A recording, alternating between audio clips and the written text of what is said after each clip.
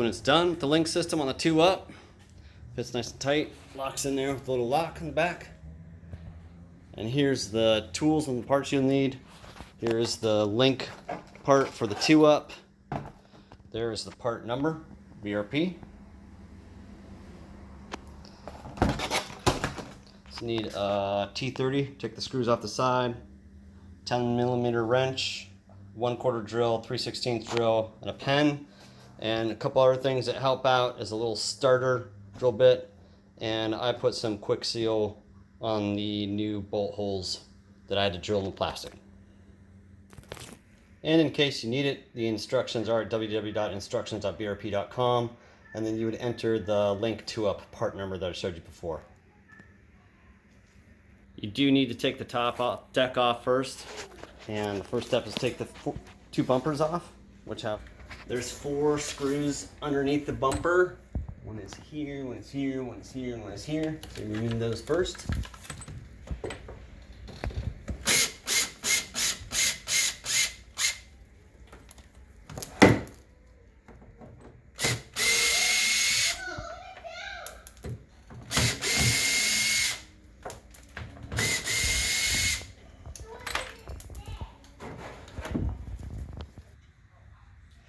There's 16 screws to take off the back deck, all along here. Those all need to come off, and then we'll take the deck off.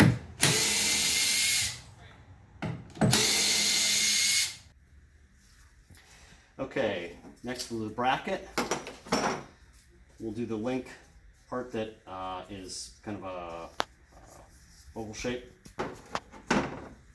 First we measure the bracket on the back. It's upside down. Fits on that notch right there. Make sure it's lined up, because this is where you're going to drill the holes. So if they're drilled wrong, you're going to end up having to purchase a new back deck.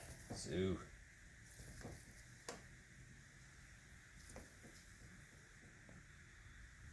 mark those.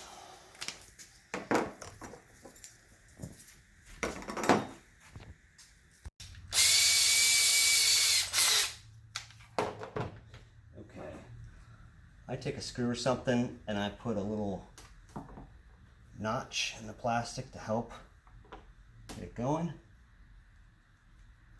I then use a pretty tiny drill bit, make a guide hole.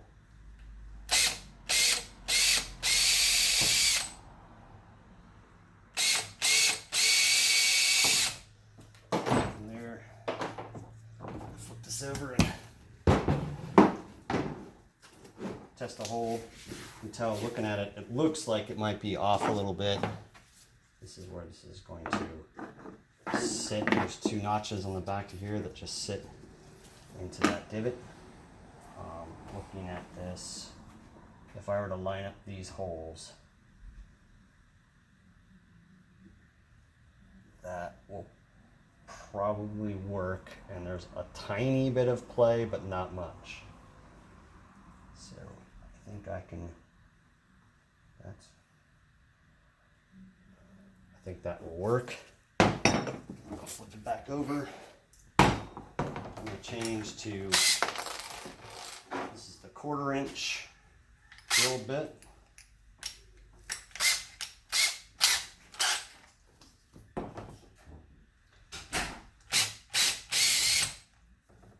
Finish these holes up.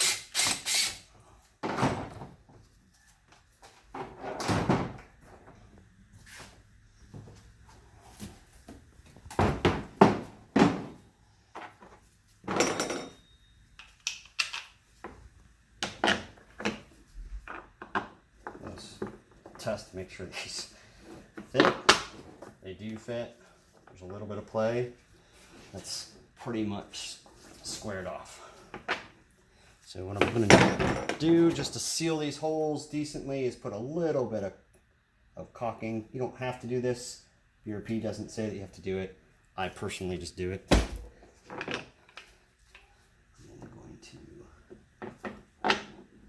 get these screws going.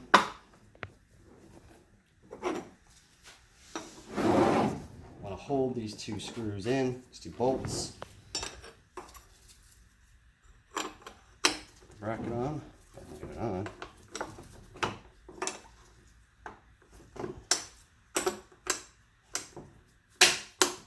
It's in.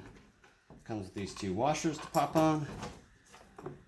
I'm holding these bolts with my fingers here and putting these washers on. Get the nuts going.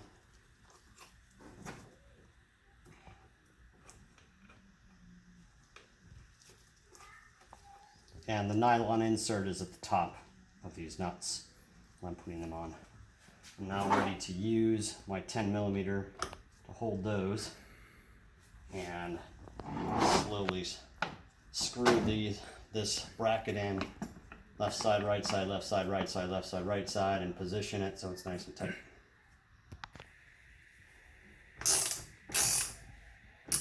So I'm just slowly going back and forth. This is my T30.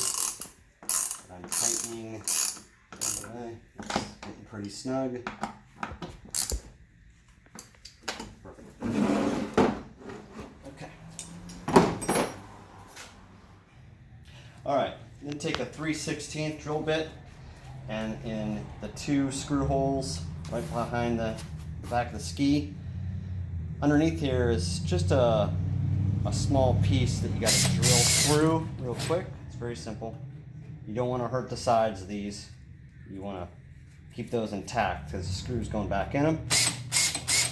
You're just breaking through a little of a bit of a barrier that's underneath here. All right, now we can put the top back deck back on here.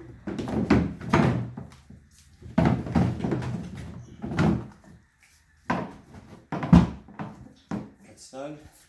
The other piece, it has the two inserts below it. It's squared off. This one is kind of oval. This is square. That fits right in those two screw inserts, and the long screws are going to go in there. So that's ready to be screwed in, and then we'll start putting the other screws back in the rear deck. Okay, start to put the screws back on the back deck, put the back deck back together, as well as the screws for the LinQ bracket, the rear bracket. You know this is set right because you can read LinQ and LinQ towards you. The torque on these screws is only 5.5 Newton meters, which translates to about 5.5 pounds per foot of torque, so very light. I'm using a drill. I've got my clutch set to about 11, which is pretty light. It seems like it's really not super tight, it's just snug. That's about all you want. Start going around, including the LinQ screws. You'll feel it break through a little bit. That's fine. Trying to make sure it's square, and I'm trying to make sure it's as forward as possible so my storage fits tight.